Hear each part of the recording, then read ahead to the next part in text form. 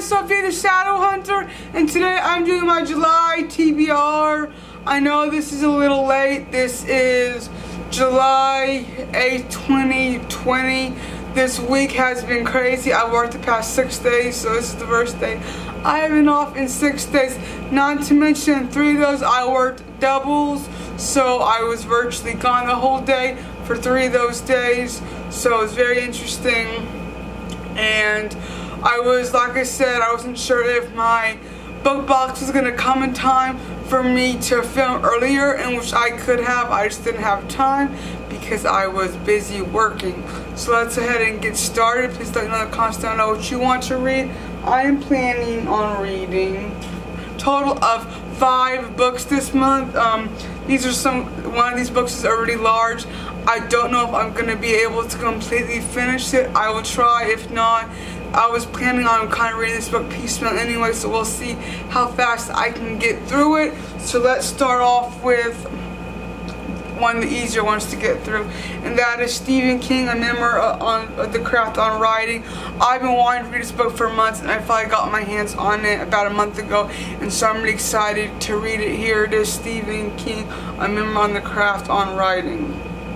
It says, "Long live the King," hailed Entertainment Weekly upon publication of Stephen King's On Writing, part memoir, part masterclass by one of the best-selling authors of all time.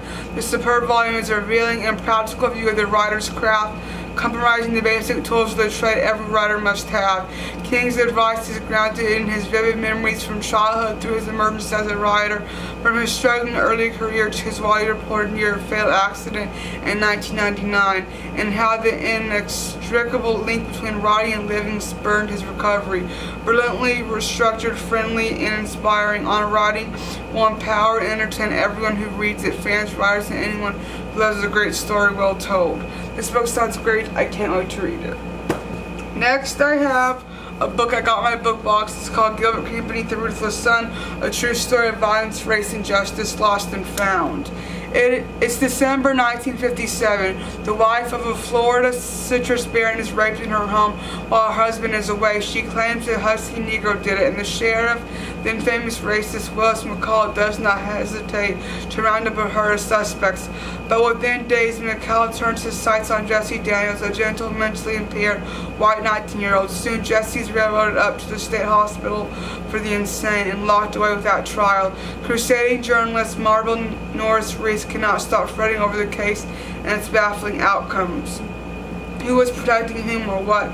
She persuades the story for years, chasing down leads, hitting dead ends, winning unlikely allies. Bit by bit, the unspeakable truth behind a conspiracy that shocked the community into silence comes to surface. Beneath the ruthless sun tells a powerful page-turning story rooted in the fears that rippled through the South as integration began to take hold, sparking a surge of violent racism that savaged the vulnerable, debased the powerful, and rolls our time still. This book sounds great. I can't wait to read it. Next, I have Mike Evans, The Friends of Zion, John Henry Patterson, and or Charles Wigate. I've been trying to read this book now for the past 3 months, and I've yet to read it. And I keep on putting it on my TBR and forgetting about it, but this month I will read it. It says, in November 1914, the Ottoman Empire entered World War I. The decision was announced by Sheikh Islam, who calls it a holy war. He urged Muslims everywhere to take up arms against England, France, and Russia. Jews living in Palestine were greatly disturbed by the news, but continued to concern themselves with maintaining the farms they had established on the barren land. In spite of Sheikh's pronouncement, not much changed at first. Men and women rose early in the morning, worked until dark, and collapsed in bed shortly after the evening meal. In December 1914, the mayor of Jaffa expelled all Jews from the city. The news sent shockwaves to the Jewish settlements. The violence started with roaming gangs of Arabs and Ottoman soldiers attacking Jews who dared to remain on the land. Over the next few months, the expulsion of Jews from Palestine intensified and became official Ottoman policy throughout much of the region. By the end of 1915, many Jewish settlers in Palestine had been driven from their homes. 11,000 fled to Egypt and sought refuge under British protection, hoping one day to return to the land they had come to know and love.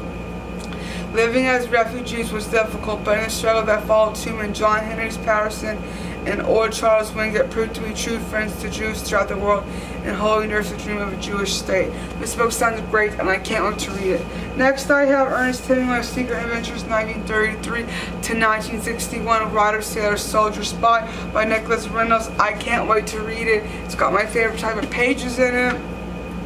And this is just about Ernest Hemingway and his life and his involvement with the CIA, the KGB, the OSS, all those things during the war, and his relationship with Fidel Castro.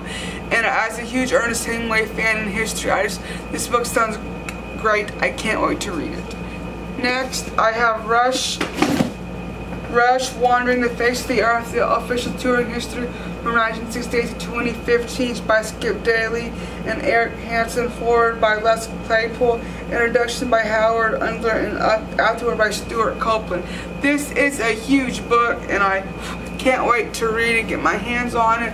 I've had it for almost a year. I mean, I've had it since January. I have yet to read it, but I'm going to read this soon and dive into this. So those are quite a few large books I want to read this month. I should be able to read it, especially being off my doubles. Please let me know in the comments down below what you plan to read this month, how your reading goals are going, and I hope you guys are staying healthy and safe. If you haven't, go subscribe to my channel, and I'll see you guys next time in another video. Goodbye.